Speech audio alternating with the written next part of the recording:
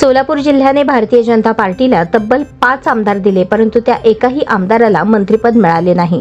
राज्याचे मुख्यमंत्री देवेंद्र फडणवीस यांनी सातारा जिल्ह्यातील जयकुमार गोरे यांना मंत्री करून त्यांच्याकडे सोलापूर जिल्ह्याचे पालकमंत्रीपद सोपवले। मागील 4 महिन्यात पालकमंत्री गोरे यांचे सोलापूर जिल्ह्याऐवजी केवळ माढा लोकसभा मतदारसंघातच सर्वाधिक लक्ष आणि संपर्क राहिल्याचे दिसून येत आहे। पालकमंत्री झाल्यानंतर त्यांचा पहिलाच दौरा झाला तो म्हणजे टेंभुर्णी येथील चित्रपट थिएटर उद्घाटनाचा। त्यानंतर करमाळा, माळशिरस, सांगोला, माढा या तालुक्यावर त्यांचा सर्वाधिक फोकस पाहायला मिळतो। या दौऱ्यांमध्ये माजी आमदार राम सातपुते, माजी खासदार रणजितसिंह नाईक निंबाळकर यांचे सर्वाधिक वर्चस्व राहते। दौऱ्यात या दोन नेत्यांना जयाभाऊ झुकते माप देतात असे चित्र आहे। सोलापूरचे दौरे कमी होताना पाहायला मिळतात, परंतु प्रत्येक 15 दिवसात पालकमंत्री गोरे हे माढा लोकसभा मतदारसंघात दिसून येतात। निश्चितच त्या भागात भाजपची ताकद कमी झाल्याचे पाहायला मिळते। माळशिरसमध्ये तर राम सातपुते हे मोहिते पाटलांच्या विरोधात दंड ठोकून आहेत।